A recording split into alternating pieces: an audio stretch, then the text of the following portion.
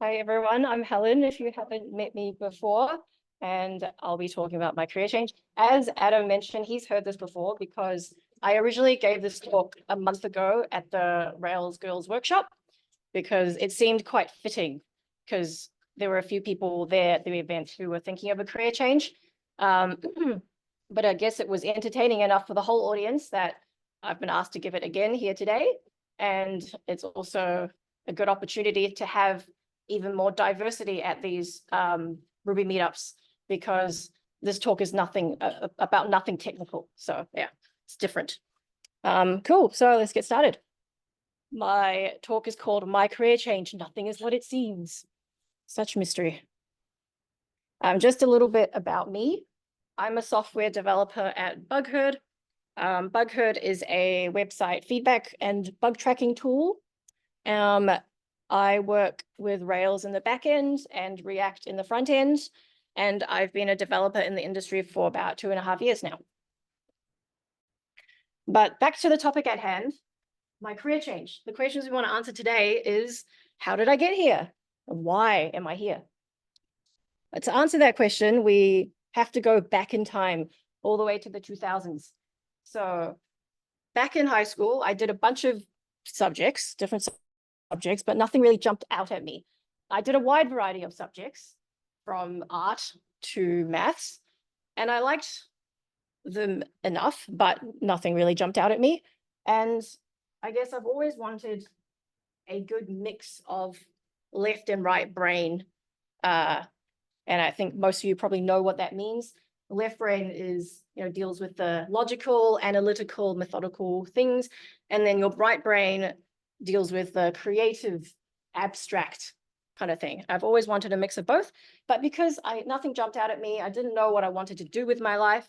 But I felt like I needed to pick something because I wanted to get a job, become an adult, be financially stable. So my 17-year-old brain, this is my logic. I was like, okay, I need to get a degree so I can get a job. I get a job at a business, right? So I guess I'll study business and someone will hire me, right? So I went to study business. And I didn't really enjoy it. I was just going through the motions. I graduated and I got a job in marketing and found out very quickly I did not enjoy this. This really wasn't for me. So I stopped doing that, but I still needed to pay the bills. So I got myself a job as a legal assistant in patent law. And I'll talk more about that later because that still wasn't quite right for me. But why did I never consider IT or computer science? It's not because I was computer averse or had no access to computers. Actually, quite the contrary. I spent a lot of my childhood listening to the sound, and I hope this works. Oh, no. Oh, please work.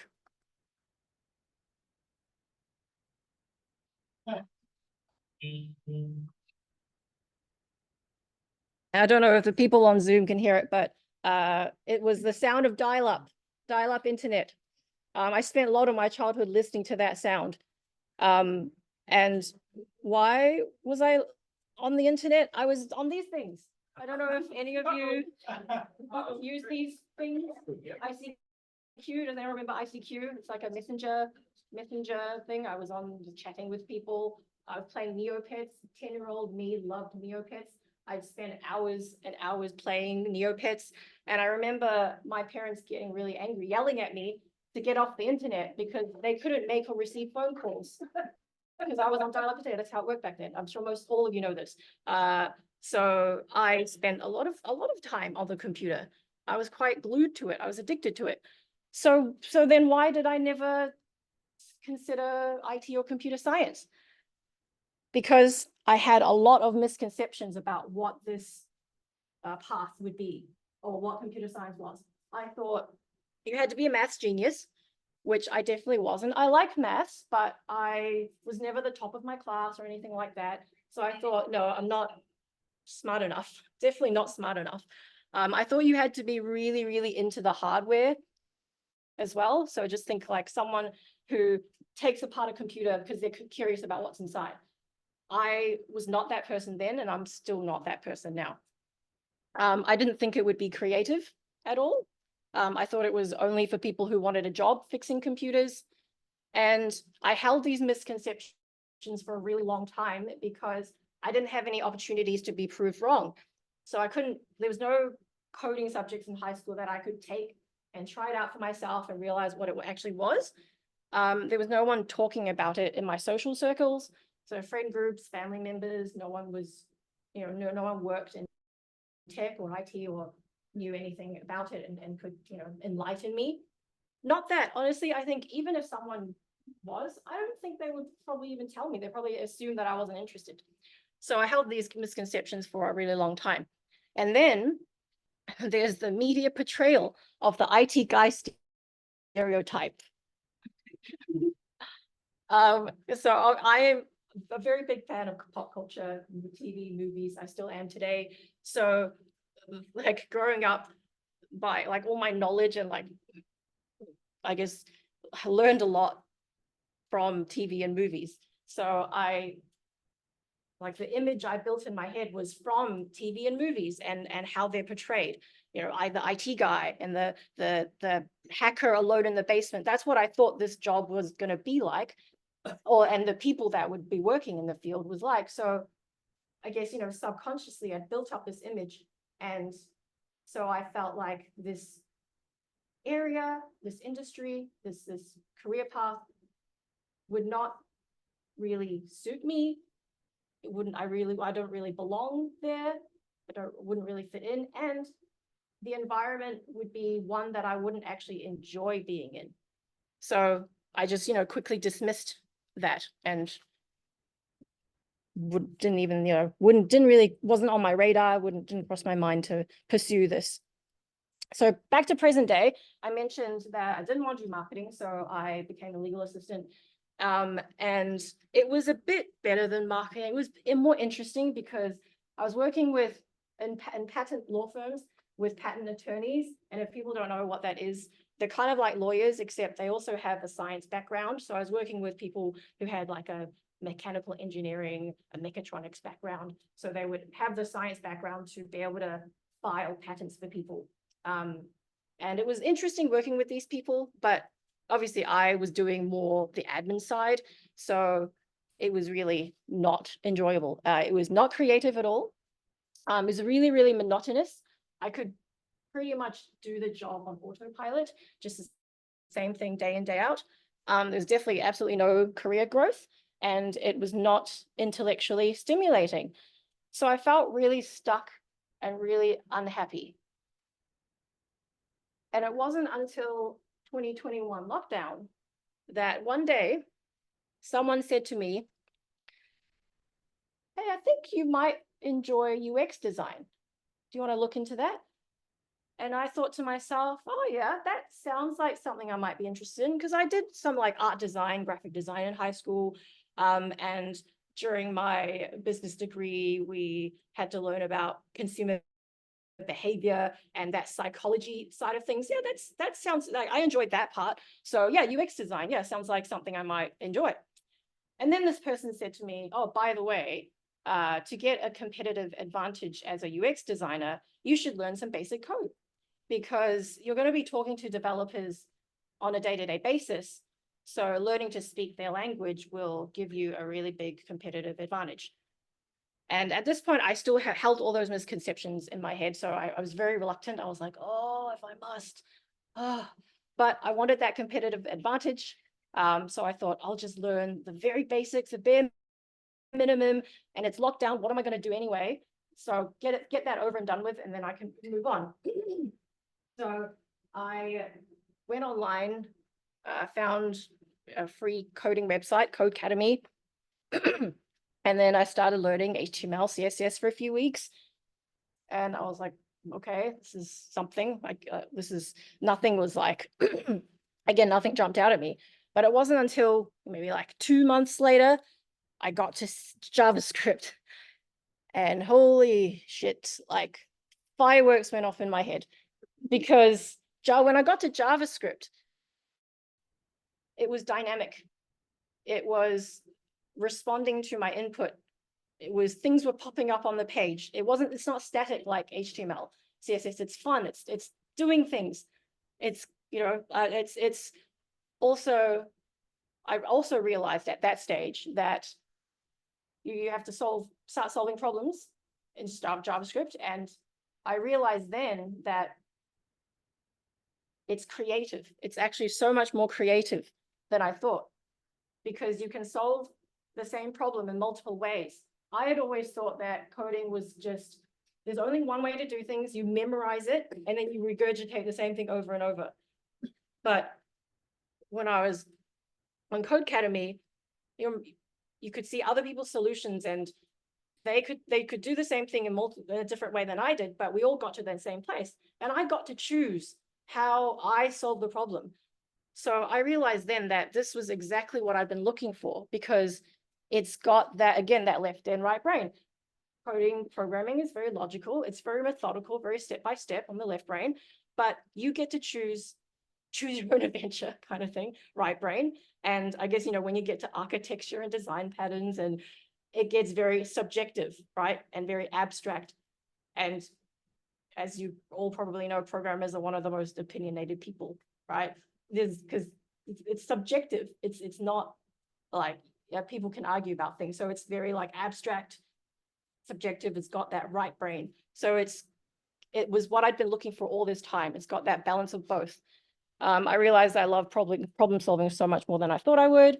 And obviously there are amazing career prospects, and the industry has changed a lot, coming from those stereotypes. Maybe they were true one day, like back in the day, but it's very different now. People are also really aware of the gender imbalance and the hostile cultures in tech, and they want to improve that. So I felt like, okay, this is a space that I feel safe to go into. So now that I knew that, found what I'd been looking for, I decided to enroll in a software engineering bootcamp. I did some research. I compared a few different institutions. I went with General Assembly because they seemed to fit my needs the best. And this is a picture of, I was doing coding homework in lockdown, and my cat Winona was judging me, probably because of code quality or something. I don't know. So a 6-month bootcamp, did it part-time. Everything was remote because we were in lockdown. And I learned a bunch of tech, obviously. I built projects using those technologies. Didn't actually learn Ruby or Rails, by the way. But what really surprised me, what I wasn't expecting to have to do in the bootcamp, was all this career homework. Every 2 weeks, we had to meet with a career coach, and she would teach us things like why personal branding is important, how to get there, how to develop your own personal brand, how to write cover letters and CVs, how to position yourself against other candidates. And this, I say it's surprising I had to do this, but at the same time, it was one of the most valuable things I think I got out of the bootcamp. And it's something that you can't really get just from there's millions of free coding websites out there, but this is one of the things that I don't think you can really get definitely can't get from a free coding website. Because, after you graduate, you learn the technologies, but you have to get a job, right? And learning how to apply for jobs, and how to stand out against the hundreds or thousands of other applicants. And then if you do get an interview, how to do well in the interview. All of those things are a skill in itself and so necessary. So I found it really surprising we had to do it, but then I realized why we were doing it, and it was incredibly valuable. So I graduated that at the end of 2021.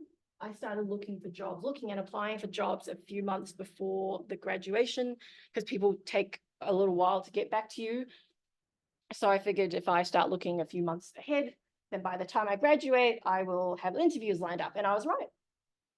I graduated, had interviews lined up, and within like 2 or 3 months, I had my contract signed. I had my first software development job, and it was a Rails job. And so I didn't actually learn Ruby or Rails at the bootcamp, but on the job, everything was Rails, so I learned on the job. And I had really great mentors, some of who are here today, and I've been working with Rails ever since. But back to the title of my talk, which is nothing what is what it seems. The reason why I called it that is because you may have noticed an overarching theme that has emerged from all those points I made, is that don't make assumptions about things. That was my pitfall. For example, I made all these assumptions about software development, and they were all wrong. You don't have to be a maths genius. It is actually very creative. Soft skills are very important. You're not going to be hacking away alone in a basement, although maybe some jobs you do, I don't know, maybe that still exists, but probably not the majority out there. All the assumptions I made about myself were all wrong. I am smart enough. I like problem solving more than I thought. Programming is fun. I do enjoy it, although some days I do get very frustrated with it, as I'm sure everyone does. I question my life choices, but I think we all fall into those pits sometimes. And I do belong in this industry. So that's the end of my talk. And thank you for listening. And if you want to connect, you can scan that, and that's my LinkedIn. But that's the end of my talk.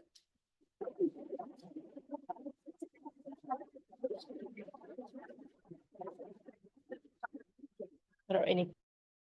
Does anyone have any questions? Oh, people talking in the chat. Turn on D&D. We can what? What do you recommend for people coming back from other backgrounds, Python or Node? Oh, what should people learn? Yeah, what's the best way to learn Ruby? What's the best way to learn? Oh, wait, coming from another language. Yeah. What's the best way to learn Ruby? Yeah. What was kind of your way after on the job? And I struggled a lot. Have really great mentors. No, probably find fun exercises to do. Like, remember we did the 99 Bottles book by, what was it, Sandy Metz? That's an amazing book. If people like, yeah, if people want to learn more about refactoring and things like that, that book was so much fun and so like so valuable. But for me personally, I have to combine theory with practical stuff. So if I'm going to be learning things, I have to have an exercise to practice and see it happening. So the 99 Bottles book, for example, you get the core exercise to write a method to print out the words to 99 bottles of beer on a wall, and then you have to refactor it over and over and over and over. So that's how I like to learn. So I would say people, if you want to learn Ruby, you have to think about how your own brain works and what best mediums work for you, because everyone's different. You know, some people like watching videos, some people just like reading and reading and reading. But having an exercise or just like a practical thing to do is always very helpful. I think that makes you engaged as well, because if you're just reading, sometimes you just kind of, you read, but nothing goes in your head. You're just reading words on a page and nothing really goes in. So when you're actually doing an exercise, you kind of have to switch on. You can't just zone out and read words on a page. So yeah. Yes. Have you found any of the stuff you used either during your time in marketing or your time in the legal industry has been helpful or that you've been able to apply? Yeah, the transferable skills. That was like one of the career homework and how to position yourself up against other people is really important to do all these. We had all these exercises to do that you have to think about your previous career and think about all the transferable skills or skills you learned at the previous career that you can apply to this career. And I would say I would say two things. One is very broad, it's the soft skills. I should explain what I mean by that a bit later. But the second important skill, I think, came from the legal assistant job, because in patent law, there's a whole bunch of deadlines, and they're really hard deadlines. Like if you miss it, your patent can lapse and the client can sue you for millions of dollars. So these hard deadlines are really, really important. And that's why all these patent attorneys have these assistants who can help, you know, manage their calendars and like remind these attorneys what deadlines they have. And so as an assistant, you have to be really, really organized and on top of things, the kind of attention to detail and remembering all these things you have to do, but like kind of like juggling a whole bunch of different contexts, and as well as organizing your day. So that was, I think, one of the interview questions I had was like, you know, if you had some work to do and someone threw a wrench in there, had an obstacle, how do you rearrange your day to, you've got a deadline, but someone hasn't got back to you or something, how are you gonna rearrange, or like, how are you gonna juggle and make sure you meet that deadline? And I'm like, oh, I've been working with deadlines for years. So really understanding how to prioritize tasks, that's the word I'm looking for, just prioritize things. And when unexpected things come up, being able to kind of adapt quickly and reprioritize, reshift things very quickly just in your head. That came out of the legal assistant job. And then the soft skills, like I said earlier, to elaborate on that, is working in teams, lots of communication, because sometimes the patent attorneys, they'd be really kind of deep into drafting a patent and they'd just be kind of like in their own head, and you have to snap them out of it, and you have to communicate in a way that gets across to them. And you're also dealing with lots of attorneys who have very different personalities and very different ways of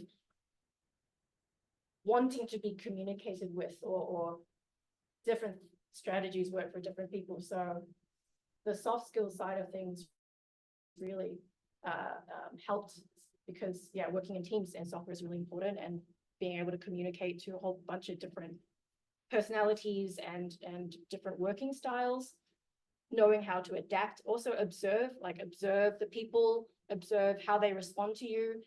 If maybe this way you're communicating isn't really working for this person, you kind of observe it, and then you realize, okay, maybe I should say it to them this way, and that will get the result I want.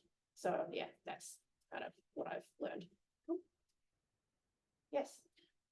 On the same topic, like, what do you miss in IT career that you had or enjoyed?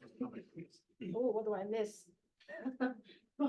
Well, now there's no day that goes past where I can just switch my brain off and go on autopilot.